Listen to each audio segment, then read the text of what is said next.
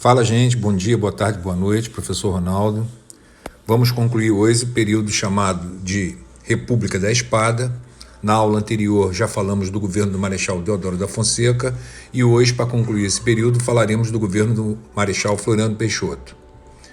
Devemos lembrar da crise que marcou o término do governo do Marechal Deodoro. Crise essa explicada na economia pelas consequências do encilhamento, da política de encilhamento, e na parte política falamos de um crescente enfrentamento entre o Congresso Nacional e o presidente da República, crise essa que acabou trazendo o fechamento do Congresso Nacional por parte do presidente e a manifestação de parte da elite da Marinha naquilo que ficou conhecido como Primeira Revolta da Armada, de 1891. Como consequência dessa crise política, tivemos a renúncia do primeiro presidente republicano do Brasil e a ascensão de seu vice-presidente, o Marechal Floriano Peixoto. A posse do novo presidente, ela foi muito questionada. Segundo a Constituição de 1891, o vice completaria o mandato somente após o presidente ter cumprido pelo menos metade de seu período governamental, ou seja, 2 anos. Isso não ocorreu com Deodoro da Fonseca, pois ele deixou o poder após 8 meses, porque oficialmente seu governo começou a contar somente com a vigência da Constituição de 1891. No entanto, Floriano não respeita o texto constitucional. Ele estava decidido a permanecer no poder e os florianistas alegavam que o dispositivo constitucional só valeria para o próximo mandato presidencial. Nesse momento, 13 generais do Exército contestaram sua posse e, por meio de um manifesto, chamado de Manifesto dos 13 Generais, exigiram eleições presidenciais imediatas. Floriano desconheceu o protesto e ainda mandou prender os generais. Dentro desse contexto de crise imediata, liderados pelo almirante Saldanha da Gama, oficiais da Marinha de Guerra, na época chamada de Armada, com tradicionais vínculos com a elite imperial, tornaram-se a principal oposição ao governo do Floriano.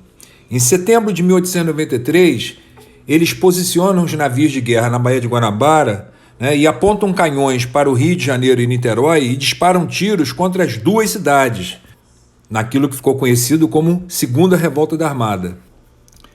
No ano seguinte, sem o apoio da população, a situação torna-se insustentável nos navios rebeldes.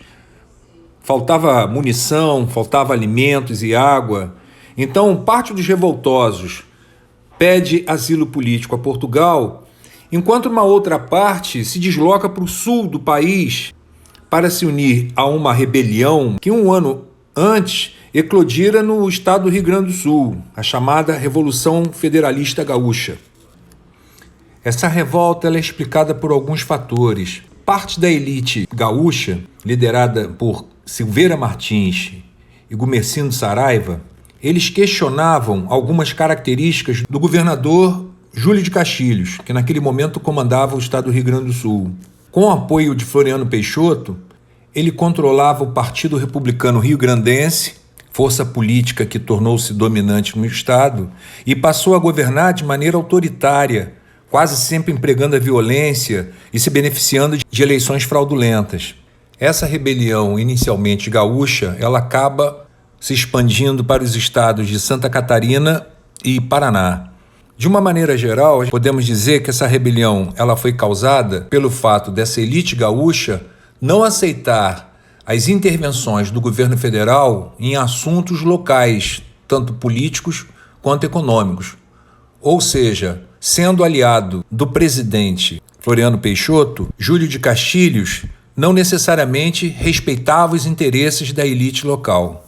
No processo de consolidação dessa república, que atravessava um período de graves conflitos, com um cenário político bem conturbado, o presidente começa a buscar apoio em setores da sociedade brasileira. Ele passa a contar com os apoios do Partido Republicano Paulista, de uma parte considerável do Congresso Nacional, da chamada ala jacobina, os republicanos radicais, e também de setores populares.